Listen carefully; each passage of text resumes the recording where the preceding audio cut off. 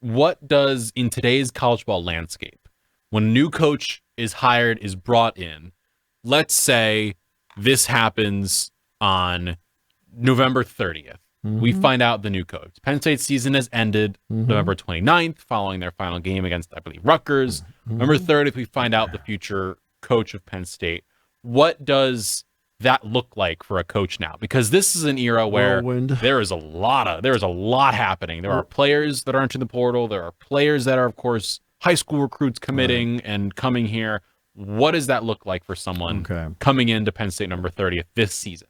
Well, because first of all, the letter of intent day is Wednesday, December 3rd. Okay. So that part of the calendar doesn't work in their favor. And then I believe 5 days after you're hired, the portal is open, although the official portal is January 2nd to the 16th. But I think 5 days after a hiring, the portal opens up. Okay. And so you have to deal with all that, but it does give you approximately a week to sit down with everybody and say, hey, look, let's talk about some things there. Right? And, part of the question is going to be, if you're a player, right, you look around and say, okay, who's my position coach going to be? Because that person, whomever's hired, how much of the staff they get in place and how quickly. A lot of times they have a pretty good idea of who they want, right? And it doesn't get dragged out too often. And there are also some people around here that they may look at and say, I think we need to keep that person. Yeah. You know what I mean?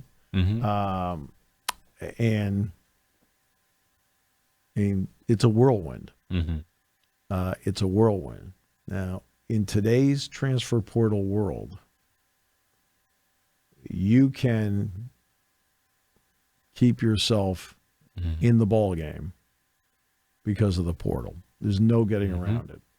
And you see it all over the place. As much as I like the model of player development, roster retention, and being very selective in the portal, which I think actually, when you look at what the four teams that made it last year, Notre Dame, Penn State, Texas, and Ohio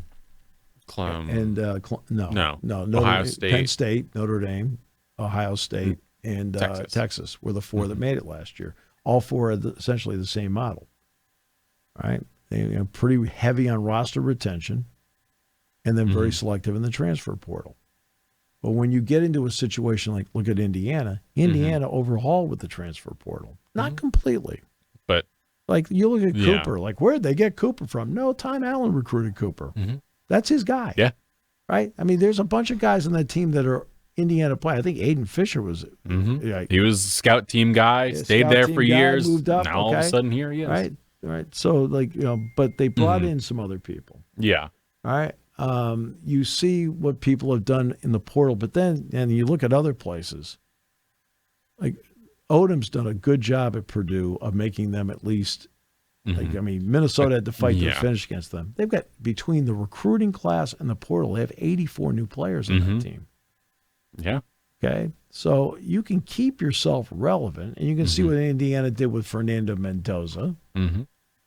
I mean, both of his quarterbacks that he's had that he has leaned on at Indiana, where he's gone 17-2 there, have both been transfers. Okay. So, I mean, Moore is a transfer. For that Gabriel. Iamaleava is a transfer. Preston Stone's a transfer. I mean, the last three quarterbacks Penn State faced are transfers. They're going to face another one, Mark Gronowski, on Saturday night. Transfer. Julian Sayin, Ohio State. Transfer. Okay, then Mendoza. Of course they'll get to Mendoza. Transfer. Okay, Raiola. Technically a transfer. Yeah, technically. But for the kid at Michigan State, he's a transfer. All right, and Ethan Kalikmanis played against Penn State when he was at Minnesota. Yeah. So every quarterback they are facing here down the stretch is a transfer. Every one of them. Yeah. Every quarterback they are facing here in the entire Big Ten season is going to be a transfer. And I don't think Penn State It's fans... Aiden Childs, I was thinking of. Aiden Childs. Yep. Along with all the discussion we had about just the general transfer portal stuff is also the fact that like a lot of the Penn State players, as we discussed going into this season, there was going to be change anyway because Drew Allar out of eligibility, Nick Singleton, Katron Allen out of eligibility, Drew Pena, like go down the list, everyone's Pena, graduates, Hudson, Shelton, denied Dennis Sutton, Nick Dawkins. Okay, across the boards, there's going to be changes, and sure there were going to be changes anyway. Yeah, and we got the question for this week at least. For Penn State, we got a question from someone who's a Nebraska fan. How will the depth chart respond? Similar to what UCLA had happen, where they got a new offensive coordinator. Of course, not the same thing here because Kotelnicki is still the offensive coordinator, but new coach with Terry Smith being in place. Will we see the depth chart expand with players that like a Tyseer Denmark or Kobe Howard? Like, will the depth chart respond is the question we got asked. Well, it's a good question, and they haven't practiced this week. Tonight they'll practice for the first time. So it'll be the first chance I'll have to go out there and take a look at, like, you know, what's the thought process. Yeah. The only depth chart piece I know has to be different is the quarterback. Right. So that's the only one we know is a guaranteed difference here. I mean, so I don't know. You know, I don't know. It's something, and whatever you do, this is not tryout period. Terry Smith's job is to win the game on Saturday night. It's not to, well, let's do a tryout here. No, his job's to win. Which players give me the best chance to win? Those are the players you play. Yeah. It's all about trust. And Terry's going to, look, Terry took A.J. Harris out of the game the other day. A.J. Harris is an outstanding corner, but he gave up the touchdown to Wilde, and Terry didn't like how he played it at all, and he didn't play him the rest of the day. And that was Terry's choice. That wasn't James' choice. As the position coach, that was Terry's choice. And that's a big call because Harris is your number one cornerback. He's the starter for you. He's the guy everyone's excited about who's going to be a draft pick. Like, he's a guy who's going to play on Sundays. And he said, yank him. No, I had an NFL general manager talk to me about him 3 weeks ago. Okay? And we had to talk about him. And I'm like, okay. But Terry looked at it and go, hey, that's not good enough. That's not the standard. And so he put out Elliott Washington, Davian Collins, and Darius Dixon. Elliott Washington, by the way, had an incredible pass breakup in the end zone. He had two special teams plays, like two of them. I believe he was the guy who was pushing the Northwestern player into the punt returner, which you're legally allowed to do. And like he did that. He was part of the downing the ball at the one. So I mean, but my point is Terry's going to play the people that he thinks will win the game. This is not like open tryout time. Oh, hey, 3-3. Let's just throw caution. No, that's not his job. So if he thinks, for example, you mentioned Kobe Howard and Tyseer Denmark, if he really thinks that that they can make a difference in winning, play him. If he doesn't think they're quite ready to handle that kind of role, then okay, then you take a different approach. But he'll have to make that call along with Andy Kotelnicki and also Marcus Hagans, because Marcus gets input. He's the wide receiver coach, right? About things like that. So that's something we won't know. We won't know until I actually see it out there. Yeah, we won't know for a little bit. I do want to go back to the game from this past week, though, and ask you. So we, in terms of there was a lot of up and down and everything across the board. I do want to bring up one player who I thought played really well. That was. Like, watching him play, I was like, okay, like he looks like we're not going to get to the is he having fun or not. That's a whole other discussion we've already had. Katron Allen ran the ball really well. Okay, he ran for 90 yards. He had 16 carries, 90 yards, and a touchdown in the game.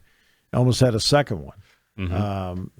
Drew scored on that one on the quarterback sneak, and it was the right call. His knee was down. He was a half yard out.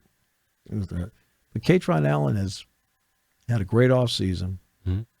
He had never really had a great offseason until this year. He's down 10 pounds from last year. He's got that quickness. He can show a little speed, but he's got quickness. How quick his feet are. He's great feet. And he is, and he's a heart and soul kind of runner. Yeah. He runs. I've described his running style as I don't want to be the ground if Katron's running around me because that hurts. Yeah. Oh no, it's exactly. So Katron played well. And they're going to need that. I mean, because look, expectations. I talked about this. I am so big on embracing expectations that I would rather have expectations than hope. Okay. So that's why I looked at this year and go, hey, look, okay, there are expectations. Fine. Go for it. Of course. Okay. Fine. Put yourself in this spot, right? I'm fine with that. And when you don't, quote, meet expectations, then you get this swirl of negativity. And it's felt like in the last 2 weeks an avalanche. And the weird thing is that 2 weeks ago, they're winning the game in overtime against Oregon. They were up 6 in overtime against Oregon, about to possibly win. They're up 7. Yeah. Right? In overtime. Okay? Couldn't get the stop. In a bizarrely officiated game, including the replay guys. Like, it was bizarre. Like, Jack and I are like, what the heck's going on? Even the replay on where he spun out. I mean, do I think he may have been down? Maybe. Right? But you have to, the play on the field was called what? The fumble. Yeah. Which means you have to have indisputable video evidence. Where's the indisputable part? You can't make it up as you go.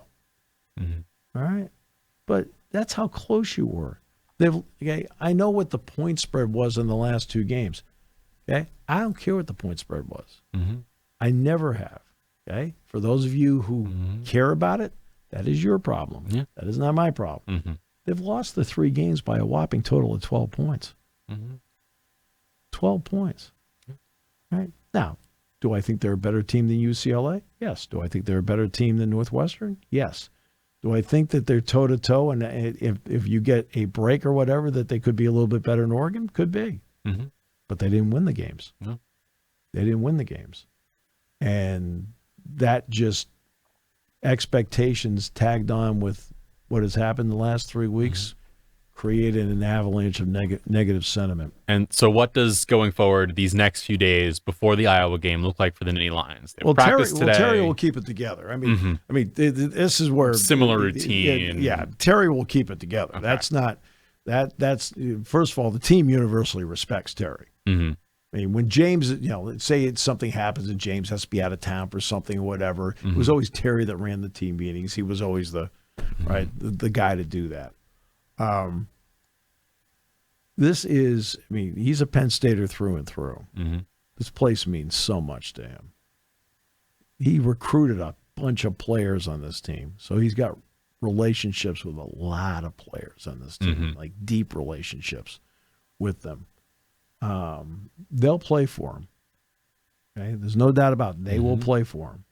Right? And then we'll see how it plays out on Saturday night, because it is a typical Iowa team that plays very good defense, doesn't make a lot of mistakes defensively, has not given up a single run of more than 20 yards all season.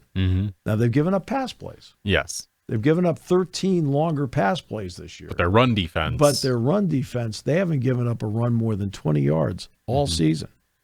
All right. Offensively, Moulton's back, and that's made a big difference for them. That's helped out. They've had some injuries back there, so that it's because Patterson's been out, and he's played some, then he's out, and they had another guy in, out. So they've gone with McNeil, who's been back there, who's the speedy freshman, and so forth. Weegan gives them speed in the outside. The odd thing about Weegan is this: Weegan has 4 returns for touchdowns in his career. Okay. 2 punts, 2 kickoffs. He's got great speed. It's pretty good, yeah. Great speed.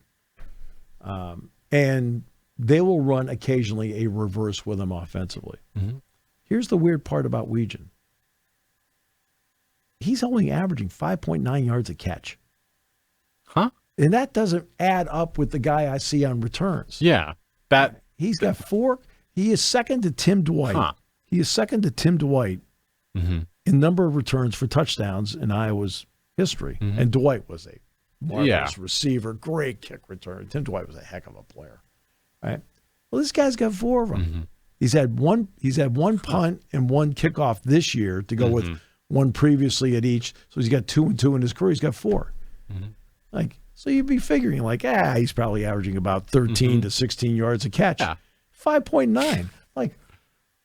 Huh? And we will What am I missing here? Thanks for listening to Sports Talk with Steve Jones. Catch the latest from me on the 7 Mountain Sports YouTube page. Find clips of the show on Twitter, Instagram, and Facebook by searching up 7 Mountain Sports.